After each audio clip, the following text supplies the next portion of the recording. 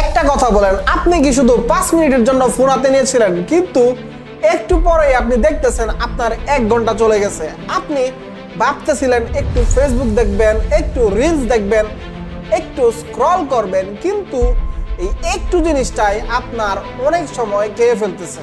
আর social media শুধু আপনার টাইমটা ওয়েস্ট করতেছে না, আপনার অ্যাটেনশনটাকে করতেছে, আপনার ঘুমটাকে নষ্ট করতেছে, যার ফলে আপনার মুডটা অফ হয়ে থাকতেছে। কিন্তু সব থেকে খারাপ ব্যাপার কি জানেন, আমরা অনেক সময় বুঝতেই পারি না এই সোশ্যাল মিডিয়া আমাদের লাইফে কত বড় ক্ষতি করতেছে।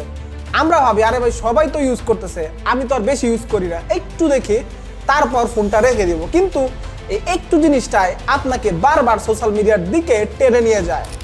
আপনি একটা কাজে বসছেন, হঠাৎ আপনি আপনার ফোনটা হাতে নিলেন, একটা নোটিফিকেশন দেখলেন, তারপর আরেকটা নোটিফিকেশন দেখলেন, তারপর আরো একটা।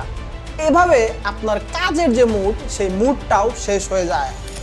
এখন আসল প্রশ্ন হচ্ছে, আমরা কি নিজেরাই আমাদের লাইফটাকে নষ্ট করতেছি, নাকি সিস্টেমটাকে এভাবেই ক্রিয়েট করা হয়েছে যাতে আমরা ফোনে বারবার ফিরে যাই?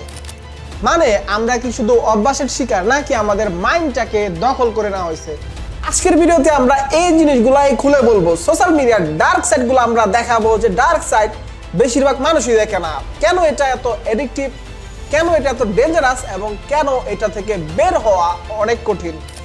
আর সব থেকে মোস্ট ইম্পর্টেন্ট বিষয় হচ্ছে, এই ভিডিও শেষে আপনি জানবেন কিভাবে আপনি এই সোশ্যাল মিডিয়ার ট্র্যাপ থেকে বের হয়ে আপনি আপনার টাইম, আপনার ইমোশন, আপনার মাইন্ডসেট এবং আপনার লাইফটাকে কিভাবে আপনি আপনার কন্ট্রোলে নিয়ে আসতে পারেন।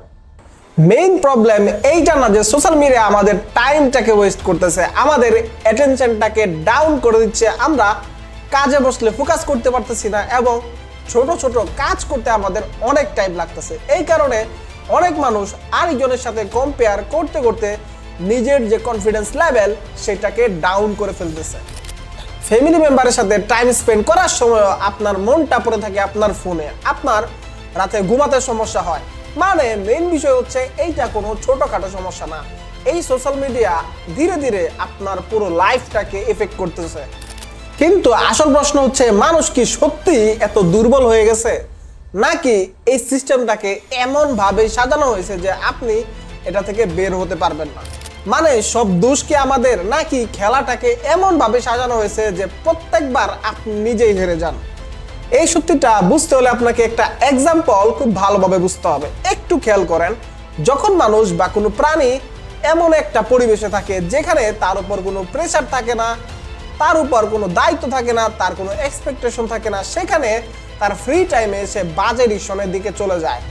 কারণ তার কুইক হ্যাপিনেস দরকার, তার কুইক ডোপামিন হিট হবে এমন কাজ দরকার, এবং তার কোনো এক্সপেকটেশনও থাকে না। তো সেই জন্য সে যে খারাপ এডিকশনগুলো আছে সেই দিকে সে চলে যায়। কিন্তু যখন তার লাইফে অনেক প্রেশার থাকে, অনেক কাজ থাকে, তার একটা পারপাস থাকে, তার একটা এক্সপেকটেশন থাকে, তখন এই বাজে এডিকশনে এডিক্ট হওয়ার পসিবিলিটিও কম থাকে। মানে মানুষ শুধু স্ট্রং হলে হবে না, আপনার যে এনভায়রনমেন্ট, সেই এনভায়রনমেন্টটাও স্ট্রং হইতে হবে। ঠিক একইভাবে আজকালকার প্রত্যেকটা মানুষ একটা ডিজিটাল কেজের মধ্যে বাস করতেছে। বাইরে থেকে এটা দেখলে মনে হয় একটা অ্যাপ, কিন্তু এটা অ্যাপ না, এটা এমন একটা এনভায়রনমেন্ট যেখানে এটা খুব হিসাব করে বানানো হয়েছে। আপনি যত বেশি টাইম দিবেন, তারা আপনার থেকে তত বেশি প্রফিট করে নিয়ে যাবে। তাদের মেইন গোল হচ্ছে আপনাকে ভালো রাখা না, তাদের মেইন গোল হচ্ছে আপনি যত বেশি স্ক্রিন টাইম এখানে দিবেন, তত বেশি তারা প্রফিট এখান থেকে জেনারেট করবে। এই কারণে নিউজ ফিডের শেষ হয় না, আপনি স্ক্রল করতে থাকবেন, এই নিউজ ফিড কোথাও শেষ হবে না। আর সেই সাথে আপনার মাইন্ডেও এই সিগন্যালটা পাবে না স্টপ করার। তো সেই জন্য আপনি বারবার এই স্ক্রলিং করতেই থাকবেন। তারপরে এমন একটা সময় তারা আপনাকে এই সিম্পল কন্টেন্টগুলো দেখানো বন্ধ করে দেয়। তারা আপনাকে ফানি, ডেঞ্জারাস, এমনকি এমন কন্টেন্ট দেখানো শুরু করে যেটা দেখে আপনি অন্যের সাথে নিজেকে কম্পেয়ার করা শুরু করেন। কারণ যে কন্টেন্ট আপনাকে শক করবে, আপনাকে কম্পেয়ার করতে হেল্প করবে, সেই কন্টেন্টটি আপনি বেশি দেখবেন।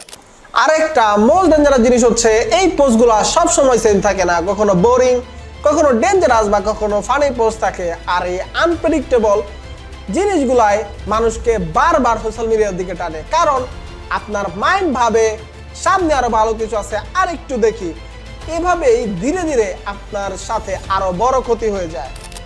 আপনি নিজের রিয়েল লাইফটাকে কম্পেয়ার করা শুরু করেন আরেকজনের এডিটেড লাইফের সাথে। ওরা ওদের বেস্ট মোমেন্ট দেখায় আর ওই বেস্ট মোমেন্টটাকে আপনি কম্পেয়ার করেন আপনার সবথেকে খারাপ মোমেন্টের সাথে। তো এইভাবে ধীরে ধীরে আপনার যে কনফিডেন্স সেটা কমে যায় এবং আপনার মুড অফ হয়ে যায়। সবথেকে বড় কথা হচ্ছে আমরা ভাবি আমরা ফ্রি অ্যাপ ইউজ করতেছি, কিন্তু ফ্রি কিছুই না। এখানে প্রোডাক্ট হচ্ছে আপনার অ্যাটেনশন, আপনার বিহেভিয়ার, আপনার ইমোশন এবং আপনার পছন্দ। আমরা অ্যাপটাকে ইউজ করি না, অ্যাপই আমাদেরকে ইউজ করে। এখন একটা কথা খুবই পরিষ্কার, আপনি শুধু অ্যাপটাকে ডিলিট করে রেহাই পাবেন না, কারণ আপনি একা।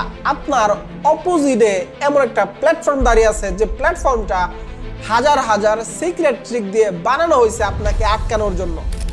এই জন্য শুধু চালাবো না, কম চালাবো, নিজেকে কন্ট্রোল করবো, এই কথাগুলো বেশি দিন কাজ করে না।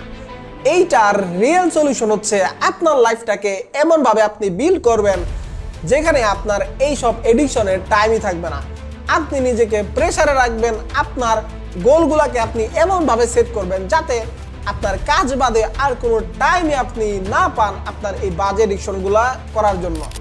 এখন কোয়েশ্চেন হচ্ছে এরকম লাইফ আমরা বিল্ড করব কিভাবে?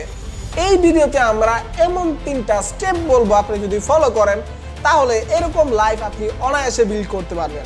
স্টেপ নাম্বার 1, আপনার লাইফটাকে আপনি একটা ক্লিয়ার ডিরেকশন দেন। এমন একটা কাজ খুঁজে বের করতে হবে যে কাজটা করতে আপনার ভালো লাগে, যে কাজটা আপনাকে ফিউচারে গ্রো করবে, যে কাজটা অন্যকে হেল্প করবে এবং যে কাজটা ফিউচারে আপনাকে অনেক মানি জেনারেট করতে হেল্প করবে। কারণ আপনার লাইফে যদি একটা ক্লিয়ার ডিরেকশন না থাকে, আপনি আপনার টাইমগুলোকে আপনি বাজে ডিসিশনে ওয়েস্ট করবেন।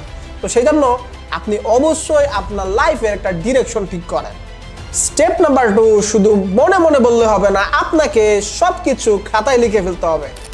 আপনি কি চান, কেন চান, কখন চান এবং এই সব কিছুর জন্য আপনি কি কি ছাড়তে রাজি আছেন, এই সব কিছু আপনাকে লিখে ফেলতে হবে। এবং আপনার লাইফের কোন সময়গুলো ওয়েস্ট হচ্ছে এবং এই টাইমটাকে আপনি কিভাবে কাজে লাগাবেন সেই সব কিছু আপনাকে লিখে ফেলতে হবে। মানে আপনি ফোন ইউজ করা কমাবেন না, আপনি যে স্ক্রিন টাইমটা দেন সেই টাইমটাকে আপনি অন্য কাজে লাগাবেন। স্টেপ নাম্বার 3, প্রতিদিন একটু করে নিজের গোলটাকে মনে করতে হবে।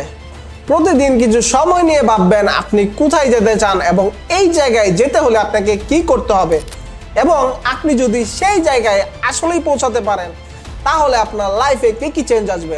আবার আপনি এইটাও ভাববেন আপনি যদি আপনার টাইমটাকে ভালোভাবে কাজে না লাগান তাহলে আপনার লাইফে কি কি ক্ষতি হতে পারে। তারপর আপনি দেখবেন আপনার লাইফে একটা বড় চেঞ্জ চলে আসবে। সবশেষে একটা কথাই মনে রাখবেন, এডিকশন মানে এই না যে আপনি ওয়েক, আপনি এমন একটা এনভায়রনমেন্টে আছেন যেখানে এই এনভায়রনমেন্টটাকে বানানো হয়েছে আপনাকে আটকে রাখার জন্য। যখন আপনি আপনার এনভায়রনমেন্টে প্রেসার ক্রিয়েট করবেন, এনভায়রনমেন্টে এমন কিছু রাখবেন যাতে আপনার ডিস্ট্রাকশন না হয়, তখন আপনি এখান থেকে সহজে বের হতে পারবেন। সবশেষে একটা কথা খুবই পরিষ্কার, সোশ্যাল মিডিয়ার ডার্ক সাইডটা শুধু এইটা না যে আমাদের টাইমটাকে ওয়েস্ট করে। সোশ্যাল মিডিয়ার ডার্ক সাইড হচ্ছে আমাদের মাইন্ডটাকে সে কন্ট্রোল করে ফেলে, আমাদের গোলটাকে সে অ্যাচিভ করতে দেয় না এবং আমাদের ফ্যামিলি মেম্বারদের সাথে রিলেশনে সে খারাপ করে। মানে আপনি শুধু অ্যাপ ইউজ করতেছেন না, এই অ্যাপ আপনার মাইন্ড, আপনার ইমোশন সব কিছুকে ইউজ করতেছে। কিন্তু ভালো খবর হলো এখানেই শেষ না, আপনি আপনার লাইফটাকে খুব ভালোভাবে কন্ট্রোল করতে পারবেন, আপনি আপনার অ্যাটেনশনটাকে খুব ভালোভাবে কন্ট্রোল করতে পারবেন এবং আপনি এমন একটা লাইফ বিল্ড করতে পারবেন যেখানে অ্যাপ আপনাকে ইউজ করবে না, আপনি অ্যাপকে ইউজ করবেন।